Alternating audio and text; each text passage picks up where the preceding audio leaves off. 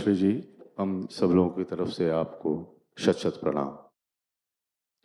हम भक्त लोग मंदिर में जाते हैं, गुरुद्वारे में जाते हैं, चर्च में जाते हैं, मस्जिद में जाते हैं और भगवान से अनगिनत चीज़ माँगते रहते हैं। ये दो, वो दो, भगवान देते रहता अपरंपार। आपको देखकर मुझे साक्षात ईश्वर दिखते हैं। तो मेरा प्रश्न ये है कि जब हम आपसे माँगते हैं तो आप सब दे देते हो दरिया-दिली से। बट आपकी क्या अपेक्षा है एक भक्त से? आप क्या चाहते हैं? आपका भी तो हक बनता है।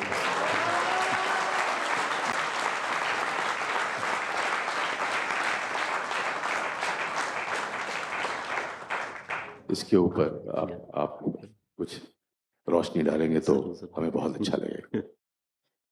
धन्यवाद।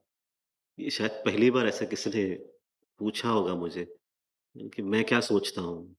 मैं क्या सोचता हूँ, ये मेरे कर्मों से पता चलता है। मैं कर क्या रहा हूँ आज और इस कर्म के पीछे उद्देश्य क्या है? उद्देश्य बहुत सरल है कि इंसान भूल चुका है उसके सत्य स्वरूप को, कि वो है कौन? हम पढ़ तो बहुत चुके हैं, सुने तो बहुत हैं। हम ये चाहते हैं कि आप अपने सत्य स्वरूप को जान लो, अनुभव कर लो और सत्य बन जाओ। ये मिसिंग है। इंसान इतना भटक चुका है, उसे कुछ समझ में नहीं आ रहा है। एक सत्य बाहर क्या है दुनिया में? सिर्फ़ भागो, पकड़ो, इसे हासिल करो। ये चाहिए, वो चाहिए, बस वो खेल चल रहा है जल्दी-जल्दी में। जैसे कि कुछ छूट रहा है हाथ से, सभी जल्दी करना है। हम ये कहते हैं कि स्थिर होके अपने सत्य स्वरूप को समझो कि आप हो कौन? आप आए कहाँ से? किस लिए आए? जब आपको अपने सत्य स्वरूप का ज्ञान मिलेगा, तब आप सही मायने में अपने साथ, खुद के साथ न्याय कर पाओगे। आस-पास का वातावरण, लोग, समाज, देश, उसके साथ न्याय कर पाओगे। माँ धरती के साथ न्याय कर पाओगे, धर्म के साथ न्याय कर पाओगे, क्योंकि तब आपको समझेगा कि आप हो कौन। हम आधे-अधूरे हैं और सब कुछ प्राप्त करना चाह रहे हैं। तो आज हम जो कर रहे हैं, हम आपको पूर्ण बनाने की कोशिश कर रहे हैं, कि आप पूर्ण बन जाओ। अपेक्षा ये होती है कि 2 बच्चे जब आपस में लड़ते हैं, आपस में मनमुटाव है, तो वो जिस तरह से तकलीफ देता है पिताजी को, माता-पिता को तकलीफ होती है। अपने ही बच्चे आपस में जब लड़ते हैं, तो वही भाव है कि आप सब एक परिवार बनकर रहें। जितने भी लोग हैं, देश में, देश के बाहर, संपूर्ण विश्व एक परिवार बनकर रहे, भाव के साथ, सत्य को अनुभव करने के साथ और वही समय यहाँ से बनने वाला है। हमारा होना, इस संदेश को देना, इसका मतलब ये है कि समय वैसे बनने वाला ही है और कोई विकल्प नहीं है। लोगों को हमको वहाँ पहुँचाना है। हर व्यक्ति किसी न किसी को प्राप्त करने की कोशिश करता है, कोई वस्तुओं को, नाम को, शोहरत को, कभी व्यक्तियों को, कि मुझे वो चाहिए या ये चाहिए। लड़का-लड़की को, लड़की-लड़के को, पति-पत्नी, आपको कोई न कोई किसी व्यक्ति को हासिल करना है। वो किस लिए करना है? क्या प्राप्त करना चाह रहे हो? 2 शरीरों के बीच में क्या होता है? आकर्षण। पर आप थोड़ा आगे बढ़ते हैं, आकर्षण कुछ समय के लिए है, पर आप जब आगे बढ़ते हैं, तो जब मन का मिलाप होता है, मन से आप जुड़ते हो, तो वहाँ पर फिर आसक्ति बनती है, अटैचमेंट। एक-दूसरे को अंदर से पकड़ के रखने की कोशिश, तुम सिर्फ़ मेरे और उसके आगे जाते हैं जब दिल, हृदय, जब हृदय मिलते हैं तो सही मायने में वहाँ पर प्रेम भाव उत्पन्न होता है और हमको वो दिल जोड़ने का काम करना है।